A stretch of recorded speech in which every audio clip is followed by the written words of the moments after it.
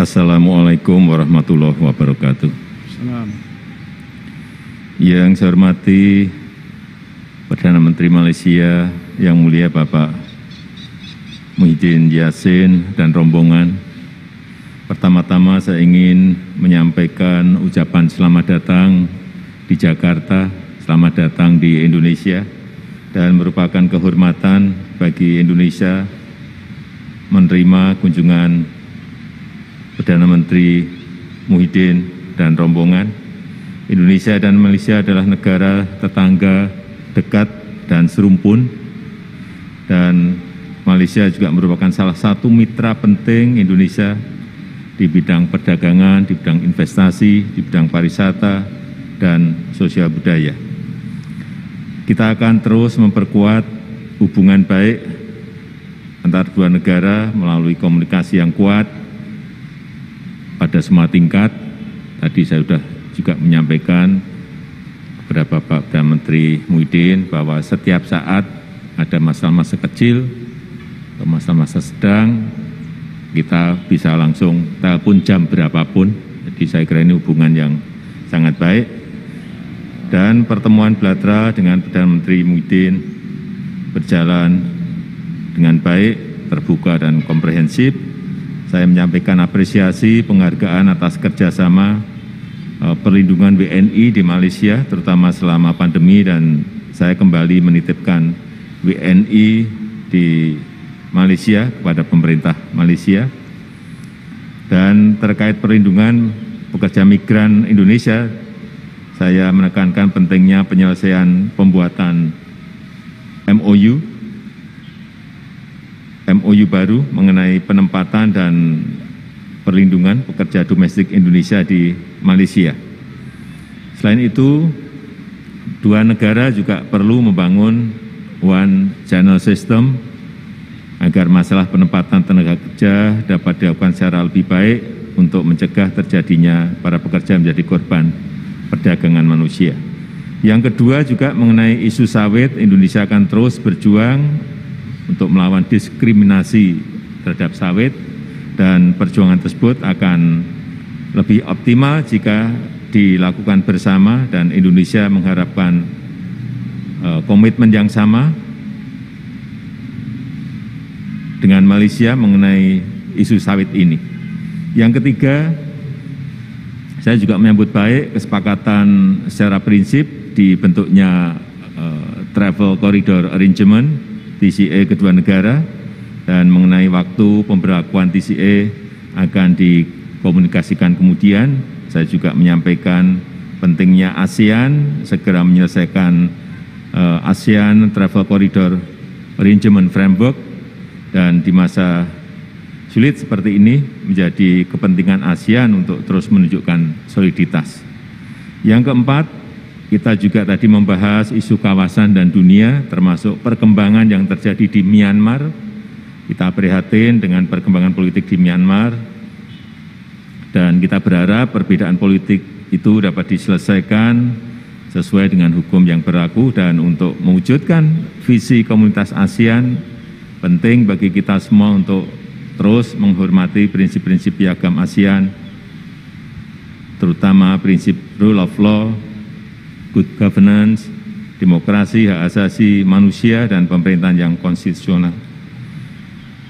Sebagai satu keluarga, kita minta dua Menteri Luar Negeri untuk berbicara dengan Chair ASEAN guna menjajaki dilakukannya pertemuan khusus Menteri Luar Negeri ASEAN mengenai perkembangan Myanmar. Tadi secara detail juga kami sudah berbicara dengan Bapak Perdana Menteri mengenai ini. Dan dalam pertemuan tadi juga kita membahas mengenai isu Rohingya, dan berharap isu tersebut tetap menjadi perhatian kita.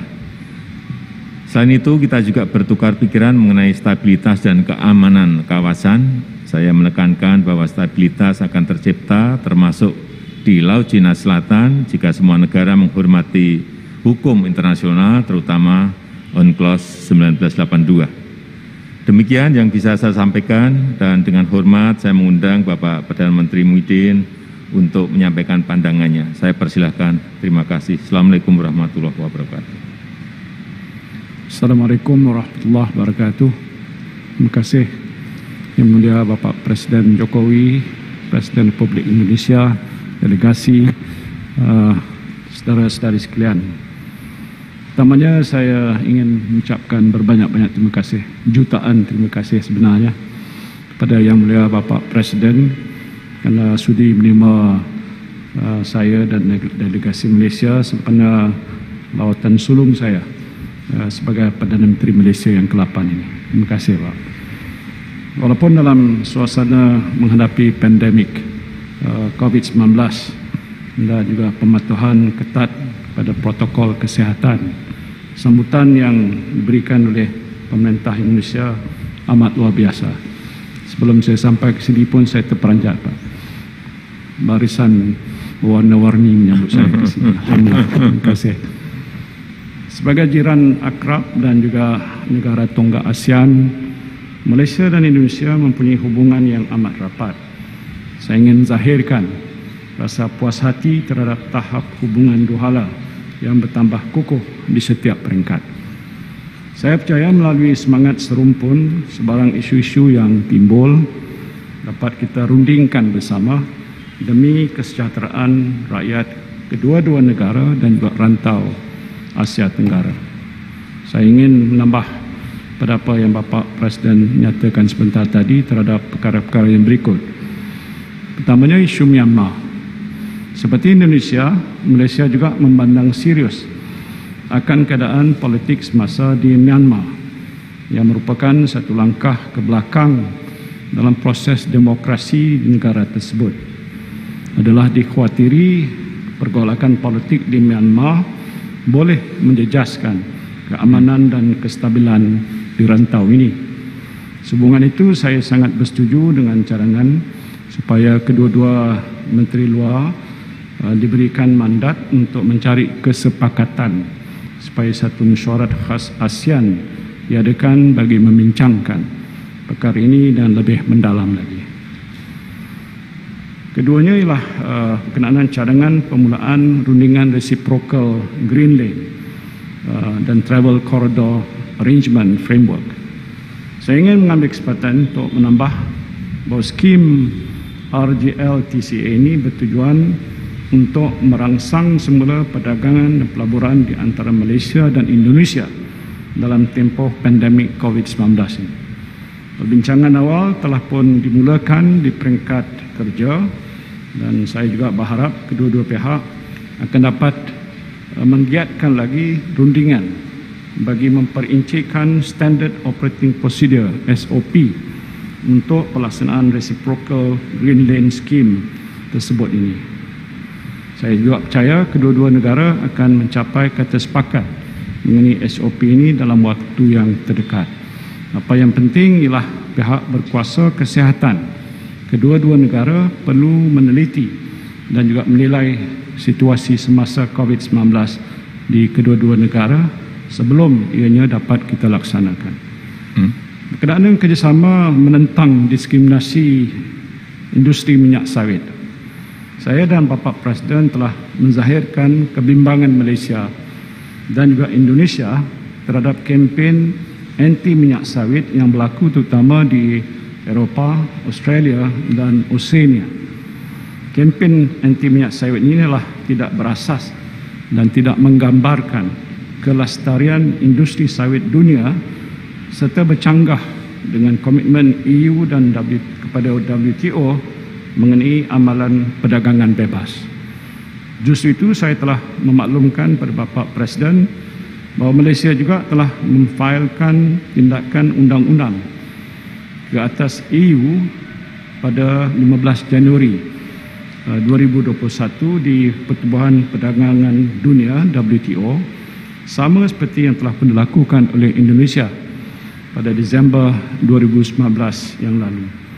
Malaysia akan terus bekerjasama dengan pihak Indonesia dalam isu diskriminasi minyak sawit, utama memperkasakan Council of Palm Oil Producing Countries, dan inilah bagi memastikan kita dapat melindungi industri sawit utamanya bagi menyelamatkan berjuta-juta perkebun kecil yang bergantung hidup sepenuhnya pada industri sawit di Malaysia dan juga di Indonesia.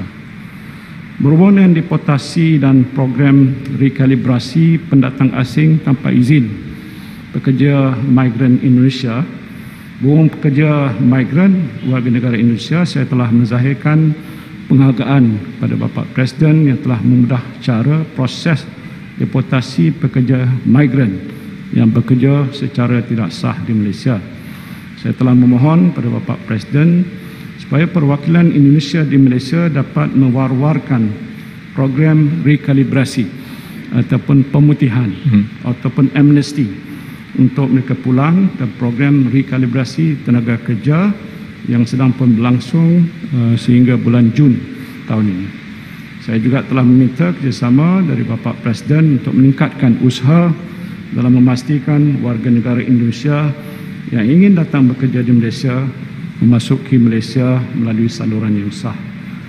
Berkenaan pengambilan tenaga kerja Indonesia dan pengkhidmat domestik Indonesia ataupun PDI, Kerajaan Malaysia akan terus bekerjasama dengan Republik Indonesia bagi memastikan pengambilan dan perlindungan TKE ini dan PDI ini adalah berlandaskan undang-undang negara sedia ada.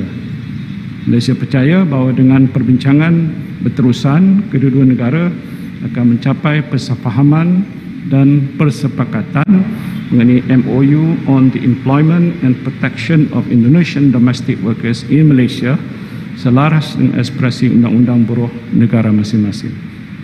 Berkenaan dengan kerjasama alam sekitar dan jerebu rentas padan untuk menjaga kelestarian alam sekitar, saya dan Bapak Presiden telah bincang mengenai kerjasama alam sekitar termasuk isu climate change dan jerebu rentas padan di antara kedua-dua negara. Melalui kerjasama ini, agensi yang bertanggungjawab di kedua-dua negara akan dapat berkongsi best available practices dalam pengurusan ladang dan tanah gambut, dan selain itu kedua-dua kementerian yang bertanggungjawab juga akan mewujudkan focal point bagi memudahkan komunikasi dalam isu alam sekitar dan jerebu rentas padan. Perbincangan saya dan Bapak Presiden juga telah menyentuh mengenai MOU Common Guidelines yang merupakan satu inisiatif yang baik bagi memelihara kebajikan dan kesejahteraan nelayan Malaysia dan Indonesia yang menjalankan aktiviti perikanan di kawasan yang punya isu maritim. Malaysia berharap agar kesemua agensi penguatkuasaan kedua-dua negara terus memberikan komitmen yang penuh terhadap pelaksanaan MOU tersebut. Berhubung dengan situasi di Laut Cina Selatan, Malaysia juga berpandangan bahawa isu tuntutan maritim di perairan tersebut dan penyelesaiannya hendaklah dibuat secara aman berdasarkan prinsip-prinsip undang-undang antarabangsa yang diiktiraf secara universal, termasuklah UNCLOS 1982. Semua pihak perlu mengelak dari mengambil tindakan yang boleh menimbulkan ketegangan dan bersifat provokasi, self-restraint, serta juga mengelak tindakan berkaitan ketenteraan ataupun militarisation. Malaysia juga komited untuk menyelesaikan isu-isu berkaitan Laut Cina Selatan secara konstruktif menggunakan forum dan saluran diplomatik yang sesuai. Hasil daripada perbincangan kami yang saya kira cukup bermanfaat pada hari ini, saya berpendapat sudah sampai masanya bagi hubungan kerjasama Malaysia dan Indonesia dipertingkatkan lagi ke peringkat yang strategik. Dengan peningkatan hubungan dua hala yang strategik, saya yakin kita dapat mengoptimumkan kerjasama yang sudah pun terjalin, utamanya dalam bidang ekonomi, perdagangan dan pelaburan. Pengukuhan rangka kerja ini mencerminkan tekad dua pemimpin serumpun untuk berganding bahu demi menjana kemakmuran bersama. Sehubungan itu, kami telah memberi mandat kepada kedua-dua Menteri Luar untuk mengenal pasti bidang-bidang strategik yang boleh diberikan keutamaan. Sebagai penutup, saya ingin sekali lagi merakamkan ucapan setinggi-tinggi terima kasih pada Bapak Presiden di atas kesudian untuk menerima kunjungan ini, dan saya yakin ini adalah pertemuan yang amat bersejarah. Saya rasa bersyukur kerana Bapak Presiden pun menyatakan kalau ada perkara-perkara penting tiap-tiap hari bisa telefon Bapak Presiden.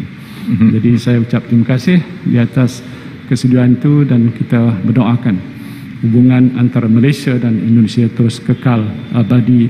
Amin. Untuk kebaikan kita bersama. Terima kasih. Assalamualaikum.